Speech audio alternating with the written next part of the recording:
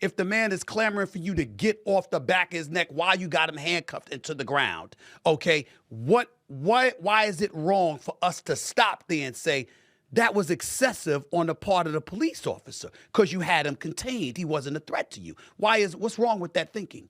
Okay, so there are a couple of things that could be argued by the defense, and in fact were argued by the defense in this case. One of them, again, was that this was a trained technique by the Minneapolis Police Department to keep somebody in this position so long as you have not called a code 4, which is where you say there's an all clear, and now you can move the person who's on the ground into the ambulance, for example, if you've already called the ambulance, or back into the police vehicle. When it comes to the actual question as to causation of death, right, you have to be the proximate cause of the death. It's not just enough for it to be a contributing factor, because it turns out that increased stress can cause death in a person who has a human heart that is significantly larger than normal. The autopsy showed that Floyd, unfortunately, had an incredibly enlarged heart, much heavier than normal. His lungs were much larger than normal person's lungs because of heavy and over time drug use. He had 11 nanograms of fentanyl in his system at the time per milliliter of blood, which is over 3 times what it would cause normally to kill somebody. The original autopsy report openly said that if George Floyd had been found in his house in the same exact physical condition, they would have called it death by overdose.